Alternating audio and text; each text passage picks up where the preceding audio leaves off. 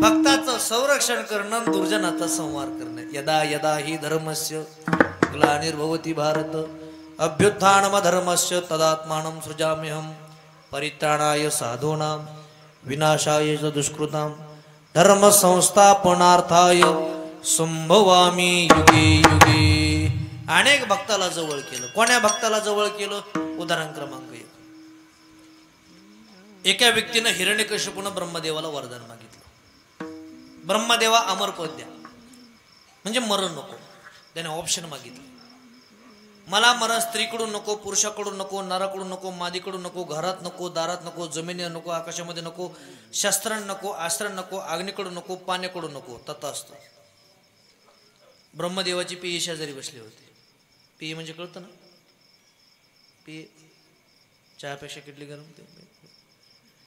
त्यांनी सांगितलं, ब्रह्मदेवा वरदान काय दिलंय? घरात नाही, दारात नाही, जमिनीवर नाही, आकाशामध्ये नाही, शस्त्रांना नाही, अस्त्रांना नाही, जमिनीवर नाही, आकाशामध्ये नाही, मारताल कसे? ब्रह्मदेवाने सांगितलं, याला फॉर्म भरू दे, याचा निकाल कसा लावायचा ते बरोबर लावतो. आणि मग त्याच्यासाठी एक स्पेशल अवतार घेतला. त्या अवताराचं नाव नरसिंह अवतार. अर्ध शरीर सिंहाचं घेतलं आणि अर्ध शरीर पुरुषाचं घेतलं. नरही नाही, मादी नाही, स्त्री नाही आणि पुरुषही नाही. दुसरं वरदान, घरात नाही, दारात नाही, दरवाजाच्या उंबऱ्यामध्ये धरला, त्याला काही भागात कवाड चौकट म्हणतात, मध्ये धरला. घर नाही, दार नाही, जमिनीवर नाही, आकाशामध्ये नाही, स्वतःच्या मांडीवर धरला. पुढं दिवसा नाही, रात्री नाही, ऐन सूर्य मावळण्याच्या वेळेला धरला. दिवसही नाही, रात्रही नाही, अशा वेळेला धरला. जमीन नाही, आकाश नाही, स्वतःच्या मांडीवर आहे. दिवस नाही, रात्र नाही, ऐन सूर्य मावळण्याच्या वेळेला धरला.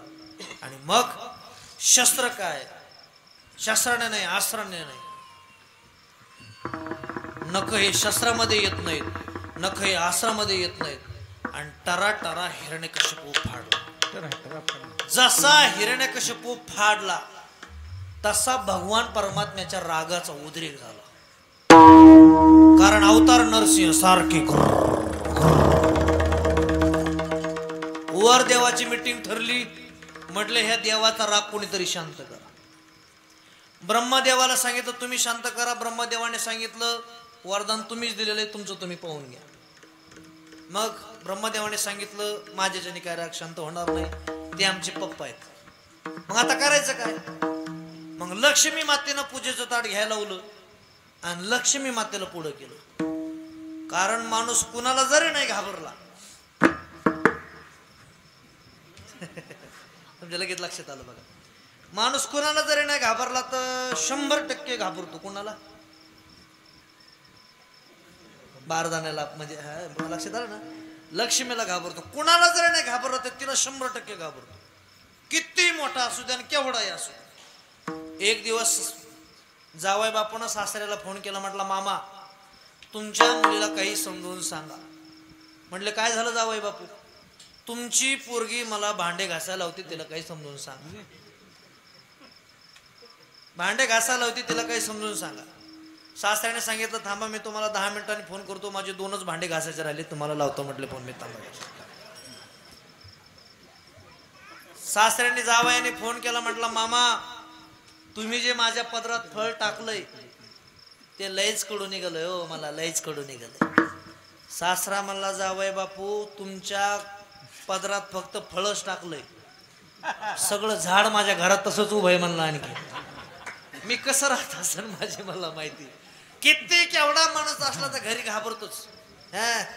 जुने कीर्तनकारला आवडीने दृष्टांत सांगायचे. मग खराब झाली एक मुलगी. शेजारच्या काकूंनी विचारलं, तायडी खराब का झाली? त्यांनी सांगितलं, काकू 2 महिने झालेत माझ्या लग्नाला, नवरा दम देतो. काय दम देतो? पहाटे 4 वाजता उठून आंघोळीला गरम पाणी करून जर नाही ठेवलं तर मी काय करेन ते सांगता येणार नाही.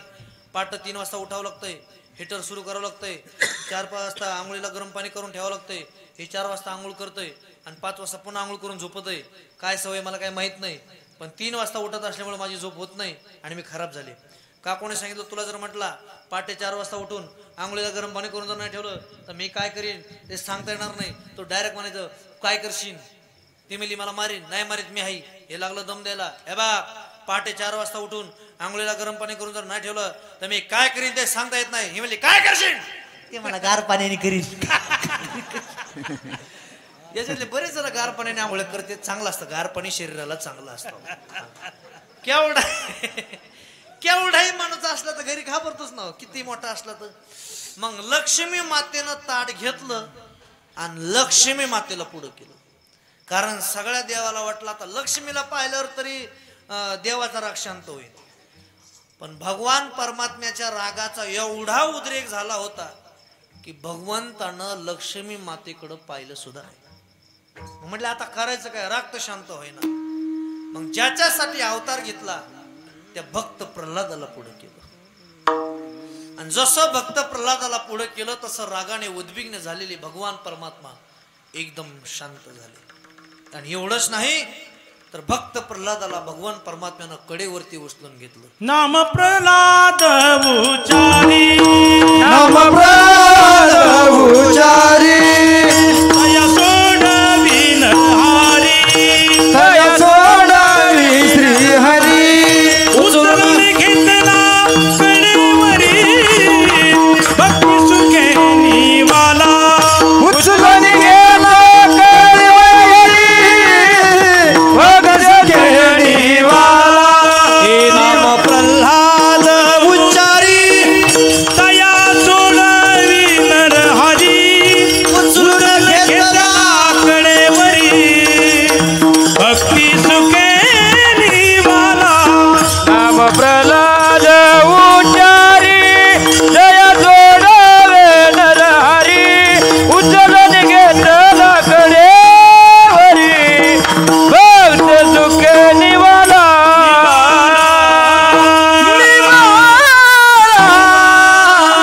नाम प्रल्हाद उच्चारी तया सोडवी नरहरी उचलून घेतला कडेवरी भक्ती सुखे निमाला. कडेवरती उचलून घेतला. एवढ्यावर थांबले नाही. भगवान परमात्म्याने स्वतः आपल्या मांडीवर बसवलं. खरं तर भगवंतानं अगोदर आसनावर बसवायला पाहिजे होतं.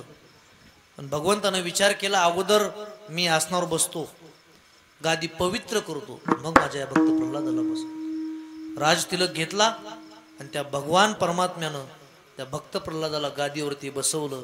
भक्ता राखे पायापाशी दुर्जनासी संहारी. अनेक कारण आहेत. उदाहरण क्रमांक 2. खरं तर रामायण महाभारत हे देशाला अत्यंत गरजेच्या गोष्टी आहेत. आमच्या महाराष्ट्रातले काही लोक म्हणतात की रामायणाची आणि महाभारताची या देशाला गरज नाही. खरं तर तुझीच या देशाला गरज नाही. सध्या रामायणाची आणि महाभारताची या देशाला गरज आहे. एका भावानं एका भावाशी कसं बोललं पाहिजे तुम्हाला रामायण शिकवेल. एक मित्र कसा असला पाहिजे हे तुम्हाला रामायण शिकवेल.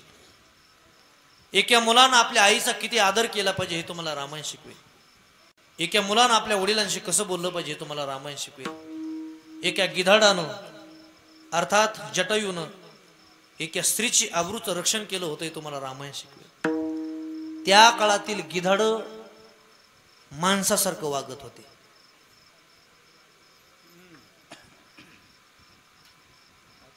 झोपले काय मागचे. त्या काळातील गिधाड माणसासारखं वागत होते. आजचे माणसं गिधाडासारखं वागतात. 3.5 वर्षाची मुलगी या भारत देशामध्ये आज सुरक्षित नाही. बदलापूर प्रकरण तुम्ही वाचलं मला माहित नाही. पण 3.5 वर्षाची मुलगी आज भारत देशामध्ये सुरक्षित नाही. किती वय असतं 3.5 वर्षाच्या लेकराचं. पण ती सुद्धा आज सुरक्षित नाही. 5 वर्षाची मुलगी या भारत देशामध्ये सुरक्षित नाही. माणसं गिधाडासारखे झाले. निर्भया बलात्कार प्रकरण, कोपर्डी बलात्कार प्रकरण, आहे का सुरक्षित मुली. रामायणाची आज देशाला गरज आहे. एक निष्ठता कशी असावी हे तुम्हाला रामायण शिकावं. एका वानराने शिकावं. गंधमादन वानरानं शिकावं तुम्हाला एक निष्ठता. 500 रुपये घेऊन आपण मतदान करतो. 500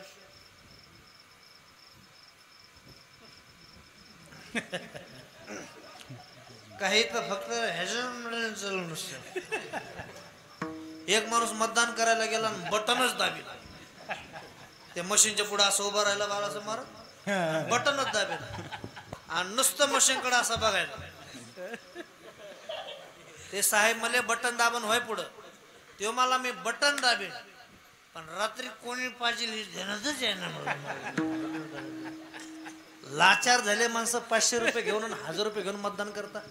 मी काय अडणी नाही. MSc बीएड माझं क्वालिफिकेशन. समजा तुमच्याकडे मतदान किती वर्षाला होतं? 25 वर्षाला एकदा, बरोबर आहे? हा 5 वर्षाला. मी थोडं बोलायचं मला आधीच म्हटलेलं. 5 वर्षाला मतदान होतं. समजा मतदानाचे तुम्ही 500 रुपये घेतले, बरोबर आहे ना? तो वर्षाला किती रुपये होतात? 100 रुपये. उत्तर द्या पटापट. 6 महिन्याला किती होतात? 50. 3 महिन्याला किती होतात? 25. 1.5 महिन्याला किती होतात? 12.5. 15 दिवसाला किती होतं? 7.25. 8 दिवसाला किती होतात? हा बोलत राहता तुम्ही. 5 दिवसाला किती होतात? एका दिवसाला किती होतात? 20 पैसे पडतो का रोज? अरे भिकारी पैसे घ्या ना 20 पैसे. आता भिकारीने पाट्या लिहिल्यात. भिकारीने पाट्या काय पाट्या लिहिल्यात माहिती मंगेश महाराज? कृपया दुपारच्या झोपेत चिल्लर टाकून झोप मोडू नये. भिकाऱ्यांनी पाठवलेल्या दुपारच्या झोपेत चिल्लर टाकून झोप मोडू नये. म्हणजे भिकाऱ्याला अपेक्षा 20 रुपयाची, 50 रुपयाची भिकाऱ्याला अपेक्षा आहे. भिकाऱ्याकडे फोन पे आले दादा, QR कोड आलेत. हा 20 रुपये हाणाचे भिकाऱ्याला. आणि 20 पैसे घेऊन आपण मतदान करतो आणि पुन्हा भारत देश कसा सुधारत नाही पुन्हा पंतप्रधानाला दोष देतो. अरे अगोदर तुम्ही लाचार आहेत, पैसे घेणं बंद करा. अन्नदान मतदान हे आपले काही कन्यादान हे आपले हक्क आहेत. म्हणून मतदान करताना कोणी जरी तुमच्या दारात आला उमेदवार त्यांनी सांगितलं हा हे 5,000 रुपये, त्यांना सांगायचं साहेब 5,000 रुपये खिशात ठेवा, मतदान तुम्हालाच करू पण आम्हाला मतदानाचा 1ही रुपया तुमचा नको. त्या दिवशी भारत देशातला मतदार जागृत राहील. विठाला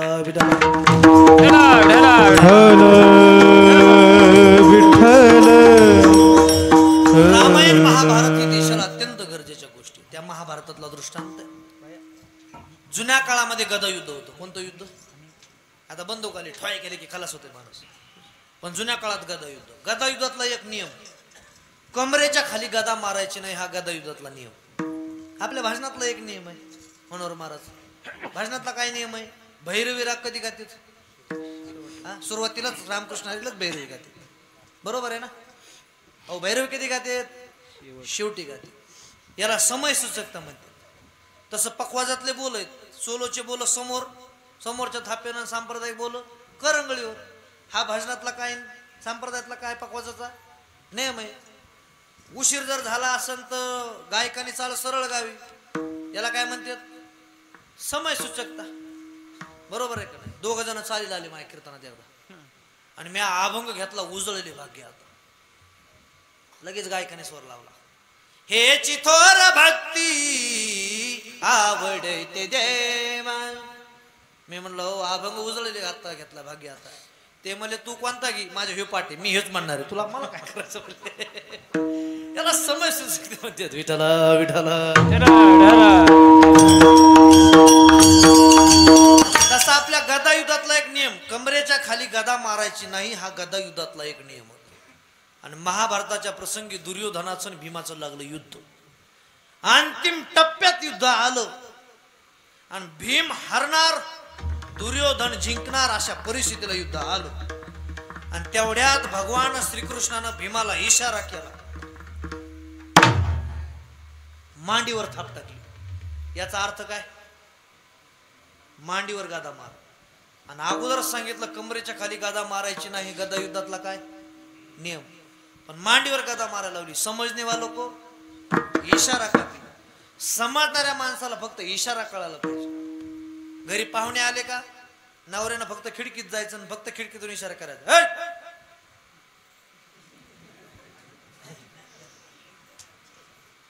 याचा अर्थ काय?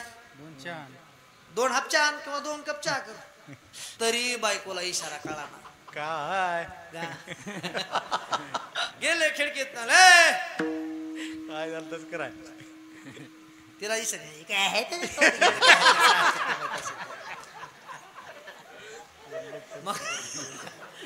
याला वाटलं आता काय करा, पाहुण्यात आले तर मग इशारा तर कळला ना, मग त्यानं थोडं वजनच हाणलं, मग इंग्लिश मध्ये बोलला तो 7वी 3दा बसलेला होता. त्याने टाकली इंग्लिश थोडे त्या मला 2 कप टी म्हणजे 2 कप चहा. ती मिली काय मी कपटी तू कपटी बाप कपटी तुझी माय कपटी सगळं खानदान कपटी मिली मी नाही कपटी. कळाला का इशारा? माणसाला काय कळायला पाहिजे? इशारा कळायला पाहिजे. बरोबर का नाही? समजणे वाला को इशारा काफी आहे. फक्त इशारा ओळखला कोणी? भीमाने गदा घेतली आणि दुर्योधनाच्या मांडीवर घातली आणि दुर्योधन संपवला. भक्तारा के पाया भक्तारा के पाया भक्तारा के पाया दुर्जनासी संहारे दुर्जनासी संहारे दुर्जनाचे संवारे दुर्जनाचे संवारे दुर्जनाचे संवारे भक्तारा की माया पाची भक्तारा की माया पाची भक्ताला के माया पासी भक्ताला के माया पासी दुर्जनाची संहारी दुर्जनाची संहारी दुर्जनाची संवारी दुर्जनाची संवारी भक्तारा के माया पाची भक्तारा के माया पाची भक्तारा के माया पासी भक्तारा के माया पासी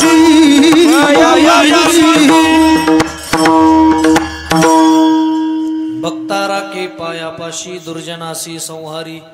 द्रौपदी मातेचं सुद्धा रक्षण भगवान परमात्मा केलं. कोटे गुंतलासी द्वारकेचा राया वेळ का सकया लावेला येईवो येईवो येई धावणिया विलंब कावाया लाविये ना कृपाळे विलंब कावाया लाविये ना कृपाळे.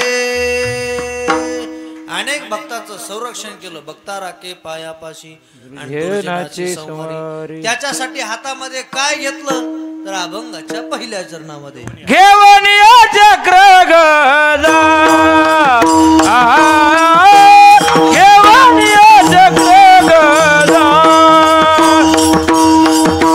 घेऊन या चक्र गदा घेऊन या चक्र गदा गदा घेऊन या चक्र गदा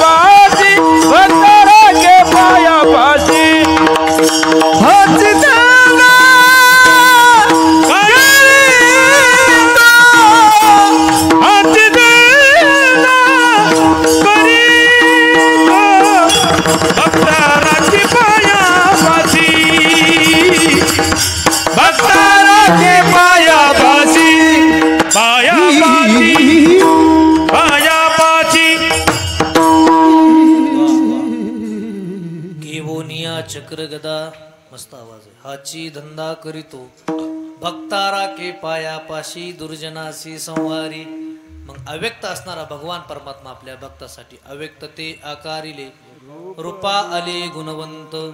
आणि भक्ताच्या इच्छा पूर्ण करण्यासाठी महाराज म्हणतात तू का म्हणे पुरवी इच्छा तू का म्हणे पुरवी इच्छा तू का म्हणे पुरवी इच्छा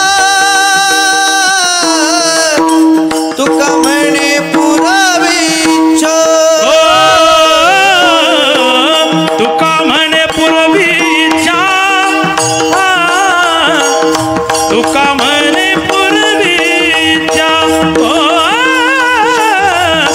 तुका म्हणे पूर्वीच्या तुका म्हणे पूर्वीच्या इच्छा तुका मन पुरवीच्या तुका मन पुरवीच्या तुका मन पुरवीच्या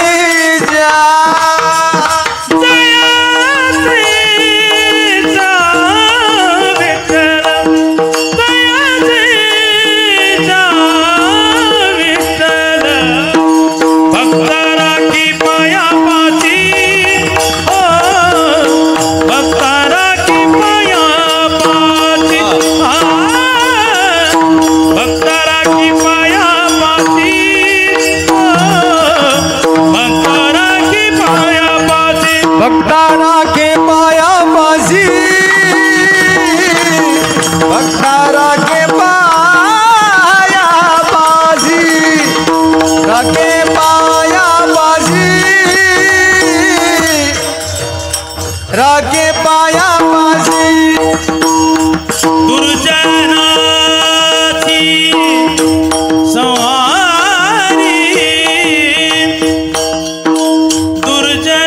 दुर्जनाची संहारी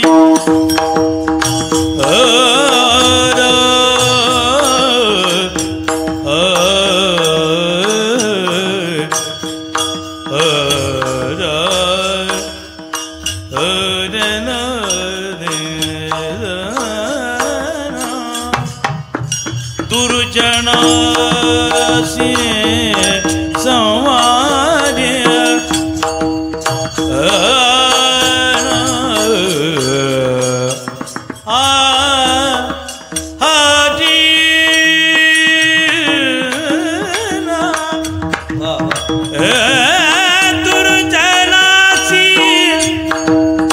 संवारी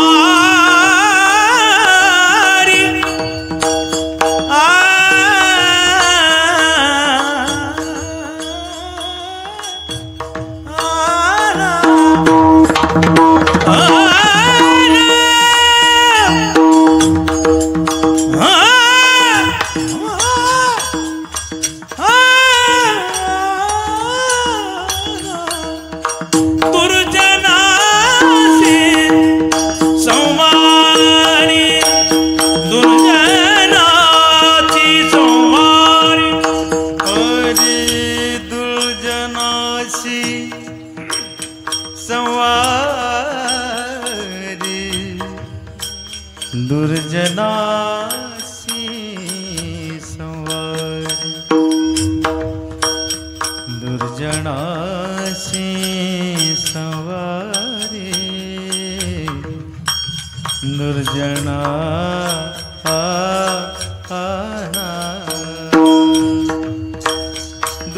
दुर्जनासी संवारी दुर्जनासी संवारी हरि दुर्जनासी संहारी दुर्जनासी हरि दुर्जनासी संहारी सर्ग रे गम गम पा मा पद सरे ग रे गम गम पा मा पद मा प द नि सा मा प द नि सा मा प द नि सा हरि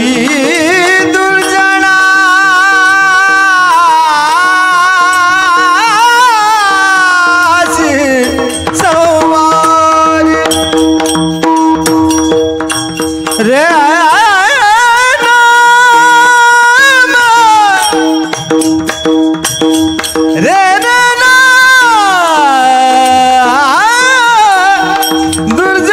दुर्जनासी संवारी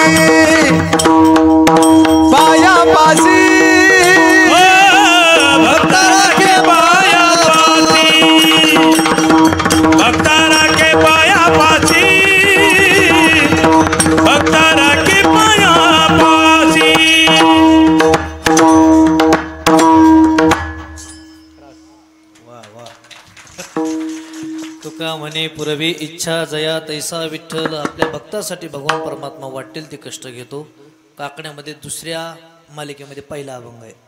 उंच नीच काही नेने भगवंत तिष्ठे भाव भक्त देखुनिया. दासी पुत्र कन्या विदुराच्या बक्षी दैत्या घरी रक्षी प्रल्हादाची.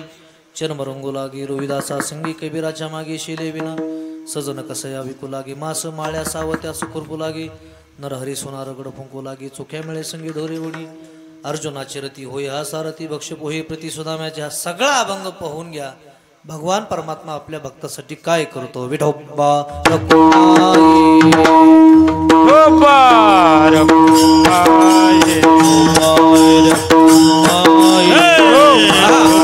टाळी टाळी